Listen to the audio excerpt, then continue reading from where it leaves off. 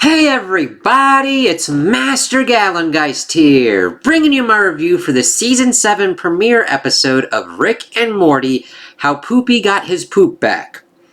Yeah, interesting title there. So, this is the first episode of Season 7 after everything that happened with Justin Roiland, and we have the new Rick and Morty voices, and they did very well.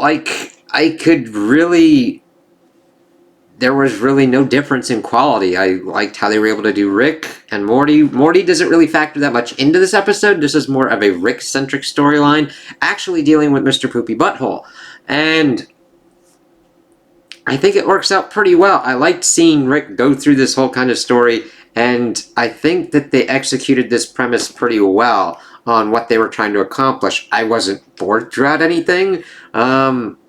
It didn't get the heights of where I was laughing my ass off, but it was nice, consistent, and really just kind of dealing with a kind of escalating scenario. So we start off with the cold open, and we see that Mr. Poopy Butthole is pretty much crashing there. He has a drug dealer come in. Beth wants Morty to go get Rick to kind of deal with Mr. Poopy Butthole. They want Jerry to deal with the drug dealer who wants to be called a pharmacist. It's like, yeah, they kind of all want to be called that. And she even tried to sell shit to, the kids for, studying and everything, being in school. It's like, oh, shit. But we see that, all of the stuff that we've seen happen to Mr. Poopy Butthole, losing his family, breaking his legs and everything, they've really put him into a bender space. He's really kind of fucked up the living room, and he kind of goes through with it. And then we see that they get to Rick.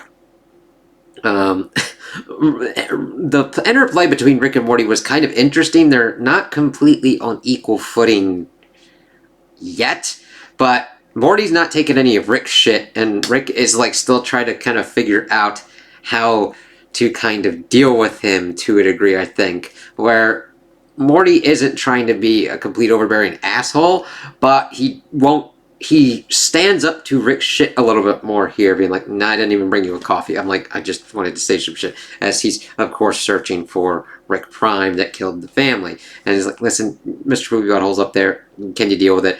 His first inkling is to make a robot ghost, which was kind of fucked up. He, assembles it, creates unfinished business for it, and then kills it, and it gets a ghost. However, it doesn't have, the gravity protocol, so it's going through floors and shit. It's like, oh, that's not really, working there, is it? So, that's not working out. We also get the ghost come back a little bit later, talking about business and all that kind of shit, because Rick's like, I don't want to deal with this shit. So, he goes, he gets all the rest. It's an assembling the band kind of thing, but it's not. It's similar to stuff that we've seen before, but he goes to get Bird Person, who's dealing with his bird daughter. Even, he's like, she sucks. She's a total bitch. It's like, oh my god. Get Squanchy. Gearhead? Gear guy? The gear dude. And this Glenn dude? So, let's see. Glenn, Squanchy. Yeah, so then they pretty much get Mr. Poopy Butthole. They get him to this. They're trying to figure out what to do because they're trying to do an intervention, but they're like, where do we want to go? Do we want to go somewhere to eat?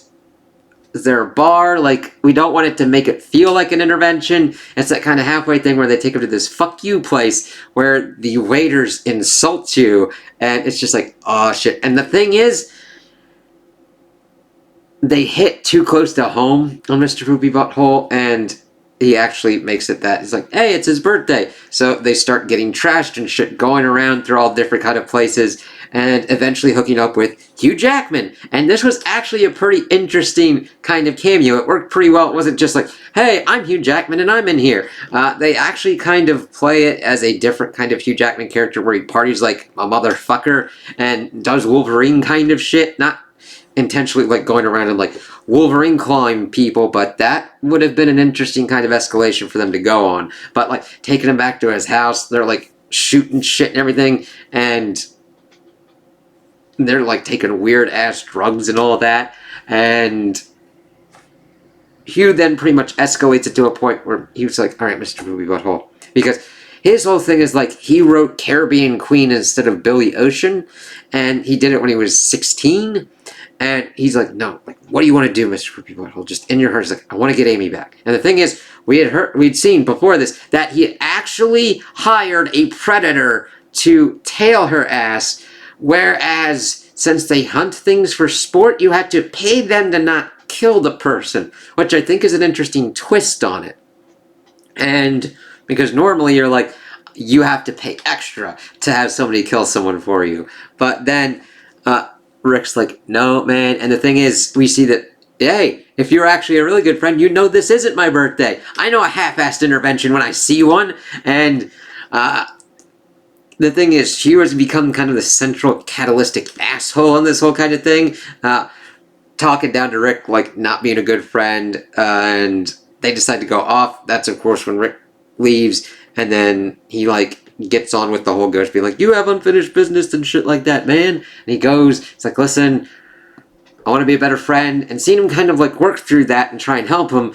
And the thing is, they're attempting to, like, woo the Amy chick. And the thing is, she's actually in a relationship with the Predator. And then Mr. Poopy Butthole loses his shit, goes and pretty much kidnaps his son, and starts running off in the woods, and, like, Rick's like, oh, fucking shit. And the thing is, they're trying to hide from the Predator. He's like, everybody, mud up and all that shit. And then Mr. Poopy Butthole's the one that kind of fucking fucks it up, where he, like, he just brings up a fucking drink and pops the tap. He's like, yep, that was pretty self-destructive there, wasn't it? And then the Predator's pretty much going after his ass and tries to, like, beat him down one-on-one, but then the friends come in to try and help, and they've actually pretty much got the Predator dead to rights before his son is like, no, no, no, as he is bonded with the Predator. And we see Mr. Poopy Butthole kind of come to terms that, yes, he's apart from his family. And the thing is, he stops his friends from killing the Predator. And he's like, yeah, this is best for them. Sorry, he apologizes. And it was nice to see, even though they went in kind of a destructive kind of tendency kind of way, they still recognize that fact and tried to be better people about it. It's like, huh, that's kind of cool to get that kind of character growth and development. And everybody kind of like works off. We get this kind of like Stand By Me thing where they start kind of fading out. We find out that Rick uses these fade out pills for people to kind of leave. And it was actually kind of interesting. I'm like, oh, that's kind of cool for them to be able to do that. Mr. Poopy Butthole gets his and fades out, but the Glenn dude has gotten this like friends box thing, but everybody's faded out, and the cashier for the taco place takes it. He's like, I knew you were lying to me. And the cold thing at the end is that the Glenn dude had a lawnmower, and they took him off the lawnmower when they like grabbed him to do the whole intervention and everything. And we see this like old sheriff dude be like, no, he's like close to retirement and he's trying to shoot this thing and it kills him, but then it runs out of gas. It's like, if you just stand back 5 feet, he didn't have to die. Don't tell the granddaughter that.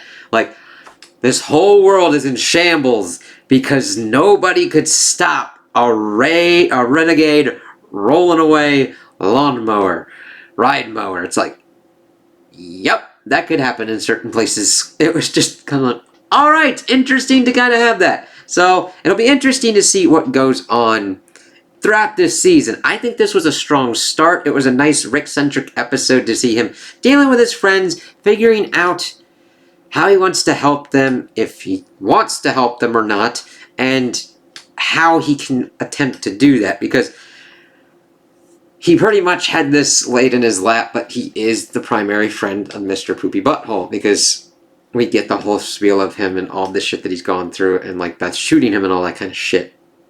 And him trying to attempt the right thing, but then Mr. Poopy Butthole kind of turning it around and being kind of a Rick asshole on that kind of effect, making it out to be his birthday, and all this kind of shenanigans that ensued. And Rick coming back and being like, yeah, I do like that character growth on his part. There can be the sarcastic sides and everything, but I like seeing the character growth and the push and pull. There can be growth. There can be shrinking of character where they like regress back and do kind of worse stuff and be worse as a person, but I do like that we're seeing this kind of for Rick and doing it in a Rick kind of way. It doesn't feel like a betrayal of the character. That's at least what I get, and I'm fine with the new voice actors and everything. I'm like, all right, this doesn't feel crazy or weird. It just felt like a good episode to start off the season. We got pretty much checked in enough with the family to understand kind of what's going on here. We've got the main kind of arc of him going after Rick Prime, and we'll see kind of what goes from there, because I think this was a good kind of standalone episode dealing with all these different kind of characters, checking in on them. Bird Person having to deal with his bird daughter, like, oh shit, man, that's nutty. Yeah.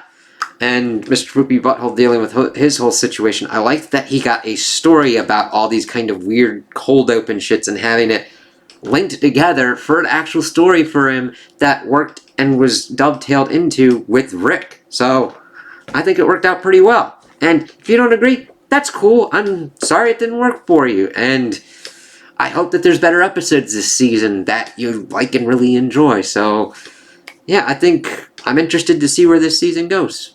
So those are my opinions on the episode. Tell me what you guys think in the comments below. If you liked it, if you didn't like it, if you agree with me, if you disagree with me. Also like and subscribe, and I hope you have a good day.